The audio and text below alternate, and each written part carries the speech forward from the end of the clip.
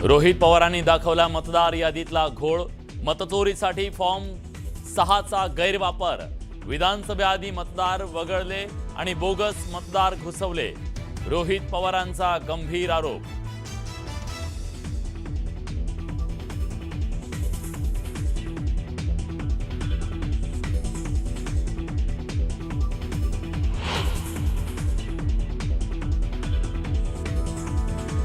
अमेरिकेचे राष्ट्राध्यक्ष Donald Trump झाले कर्जत जामखेडचे रहिवासी, रोहित पवारांकडून बोगस आधार कार्डचा पर्दाफाश।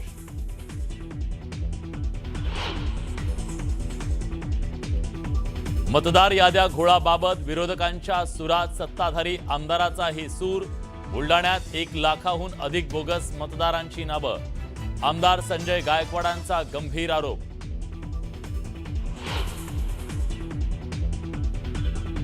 हर्षवर्धन सपकाळ यांची हायकमांडकडे तक्रार केल्याचा दावा संजय राऊतांनी फेटाळला, सपकाळ यांच्याशी आमचा उत्तम संवाद असल्याचं वक्तव्य।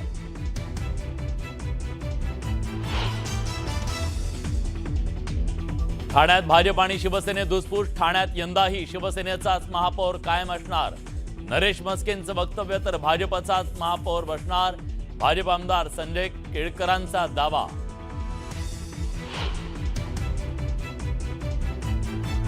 ठाकरेंचा सामना, दिवाळी अंकातून सरकारवर हल्लाबोल, नुकसान भरपाईची मागणी करणं हे राजकारण वाटणारे लोक महाराष्ट्राचे राज्यकर्ते म्हणून बसले, महायुतीचं राजकारण असंवेदनशील, निर्ढावलेलं, ठाकरेंचा प्रहार। बिहार विधानसभेसाठी भाजपची स्टार प्रचारकांची यादी जाहीर, पंतप्रधान नरेंद्र मोदी, मुख्यमंत्री फडणवीसांसह 40 नेत्यांचा स्टार प्रचारक यादीत समावेश, तर उद्या मुख्यमंत्री फडणवीस बिहार निवडणूक प्रचारात होणार सहभागी।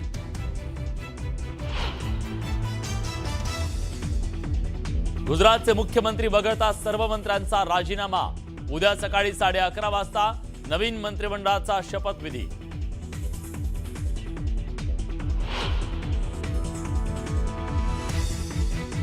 मुंबईत रिअल लाईफ रॅन्चोची कमाल, कोणताही अनुभव नसताना डॉक्टर मैत्रिणीला व्हिडिओ कॉल करून रेल्वे स्टेशनवर केली प्रसूती, बाळंतीण दोघेही सुखरूप।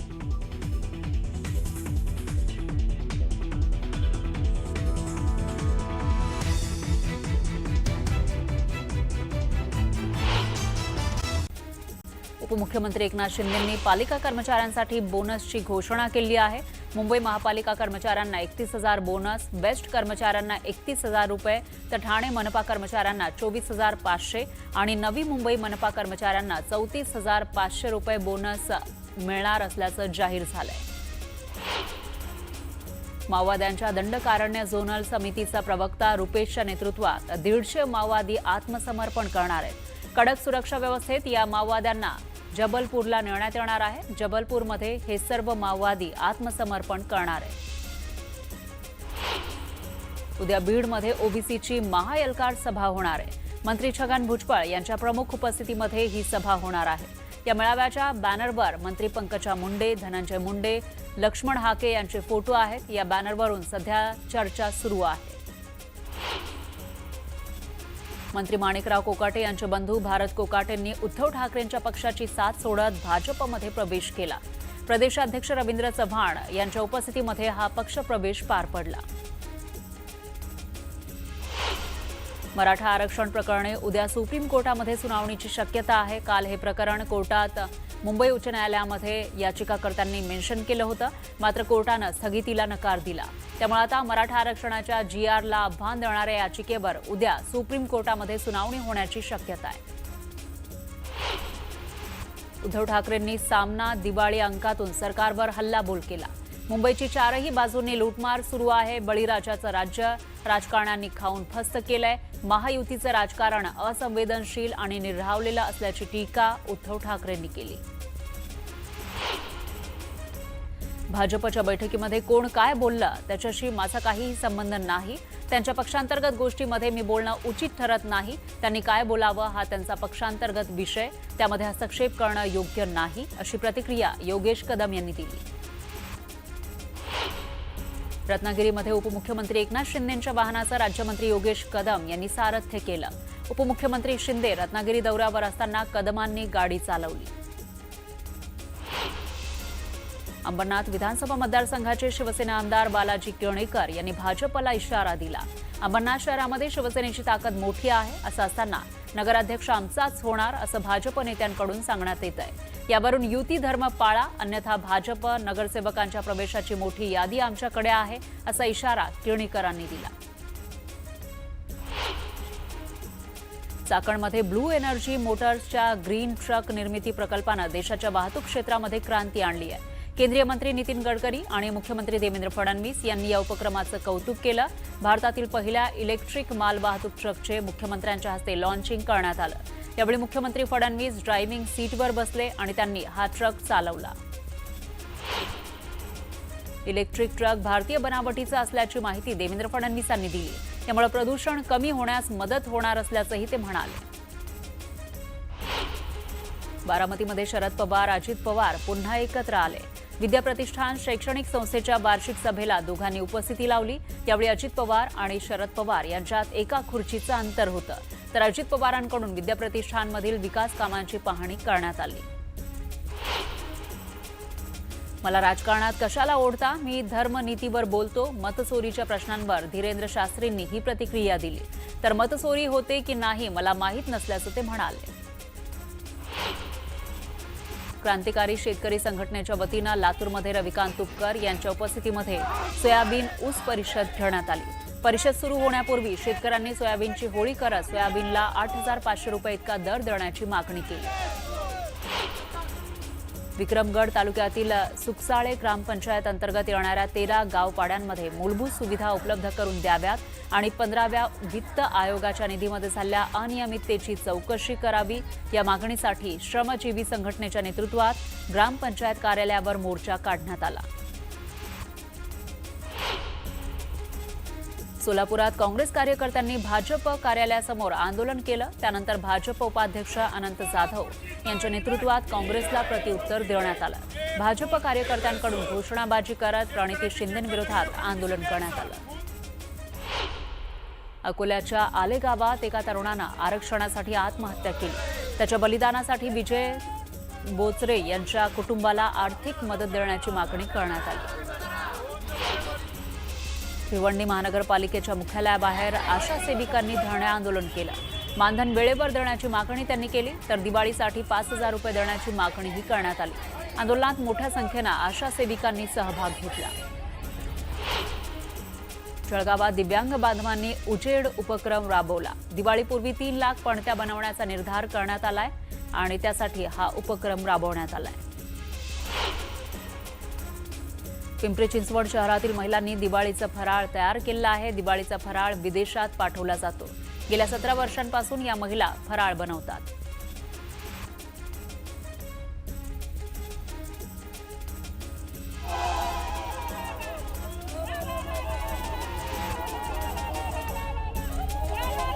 बीडच्या मासल गावात जात प्रमाणपत्र मिळत नसल्यानं महादेव कोळी समाज बांधवांनी उपविभागीय अधिकारी कार्यालयासमोर मुंडन आंदोलन केलं. वारंवार अर्ज करून सुद्धा अधिकारी दुर्लक्ष करत असल्याचा आरोप यावेळी करण्यात आला.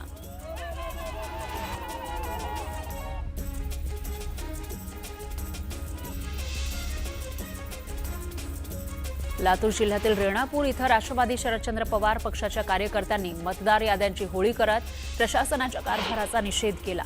रेणापूर नगरपंचायतीच्या 17 प्रभागांमध्ये गेल्या वर्षभरामध्ये 2,000 पेक्षा जास्त मतदार वाढलेत. एकाच मतदाराचं अनेक प्रभागामध्ये नाव असल्याचा आरोप यावेळी करण्यात आला. शासकीय मदत मिळवण्यासाठी पूरग्रस्त शेतकऱ्यांचा संघर्ष त्यांना करावा लागतोय. नियम आणि अटी शर्थींमुळे शेतकरी त्रस्त झालेत. बागायत जमीन आणि जिरायत जमिनीबाबत अधिकाऱ्यांमध्ये संभ्रम आहे. त्यामुळे शेतकऱ्यांची अडवणूक होती असा आरोप करण्यात आलाय. साताऱ्याच्या सासपडे इथं अल्पवयीन मुलीची निर्घृण हत्या करण्यात आली. तिच्या कुटुंबाला लवकरात लवकर न्याय मिळावा यासाठी केस फास्ट ट्रॅक कोर्टामध्ये चालवली जाणार असल्याची माहिती आहे. आरोपीला फाशीची शिक्षा व्हावी यासाठी राज्य महिला आयोगाकडून शिफारस करणार असल्याचं आयोगाच्या अध्यक्षा रुपाली चाकणकर यांनी सांगितलंय. रयत क्रांती शेतकरी संघटनेच्या वतीनं नाशिकच्या NCCF कार्यालयाला टाळं ठोकण्यात आलं। मागील वर्षाचे कांद्याचे पैसे न दिल्यानं शेतकरी आक्रमक झाले। जिल्ह्यातील 130 शेतकऱ्यांचे पैसे NCCFनं थकवले। नागपूरच्या इमामपाडा पोलीस ठाण्याच्या हद्दीमध्ये रेकॉर्डवरील गुन्हेगार निलेश उर्फ बाळा अंबादरे याची हत्या झाली। पैशांच्या वादातून ही हत्या झाली। हत्या करणारे दोन्ही आरोपी अल्पवयीन असल्याचं समोर आलंय। बारामतीच्या तांबेनगर परिसरात टॅक्स कन्सल्टंटला लुटणाऱ्या दोघांना अटक करण्यात आली आहे। बारामती तालुका पोलीस आणि स्थानिक गुन्हे शाखेनं संयुक्त कारवाई केली। पाचोऱ्यामध्ये शेतकऱ्यांच्या विविध मागण्यांसाठी मवियानं आंदोलन केलं। अतिवृष्टीग्रस्त शेतकऱ्यांना दिवाळीपूर्वी अनुदान द्यावं अशी मागणी करण्यात आली। दरम्यान सरकारविरोधात जोरदार घोषणाबाजीही करण्यात आली। परभणीच्या परसावत नगरमधून वनविभागानं 2 वानरांना ताब्यात घेतलं। नागरिकांच्या तक्रारीनंतर वनविभागानं ही कारवाई केली। वारंवार नागरिकांवर हल्ले होतात आणि त्यामुळे नागरिक त्रस्त झाले होते। साताऱ्याच्या पाटण पंचायत समितीमध्ये एकाला महिलांनी जोरदार चोप दिला। महिलांना शिबिकाळ केल्यानं चोप दिल्याची माहिती आहे। अहिल्यानगरच्या संगमनेरमध्ये एसटी बसला अपघात झाला। बसमधील 9 ते 10 प्रवासी जखमी झाले। सुदैवानं अपघातामध्ये कोणतीही जीवितहानी झाली नाही। बुलढाण्याच्या मोताळा तालुक्यातील सर्व शेतकऱ्यांना सरसकट मदत द्या अशी मागणी काँग्रेसकडून करण्यात आली। शासनाने हेक्टरी 50,000 रुपये मदत थेट शेतकऱ्यांच्या खात्यामध्ये जमा करावी अशी मागणी काँग्रेसच्या पदाधिकाऱ्यांनी केली। रोहित पवारांनी मतदार यादीमधला घोळ दाखवला। मतचोरीसाठी फॉर्म 6चा गैरवापर होत असल्याचं त्यांनी म्हटलंय। विधानसभेआधी मतदार वगळले आणि बोगस मतदार घुसवले असा आरोप रोहित पवारांनी केला। हिंगोलीच्या कळमनुरीमध्ये शिवसेनेच्या पदाधिकाऱ्यांची बैठक झाली। आमदार संतोष बांगर यांनी पदाधिकाऱ्यांना मार्गदर्शन केलं। आगामी नगर परिषदेच्या निवडणुकीच्या तयारीबाबत चर्चा यावेळी करण्यात आली। स्थानिक स्वराज्य संस्थांच्या निवडणुकीमध्ये मैत्रीपूर्ण लढतीसाठी गोरंट्याला आग्रही आहे।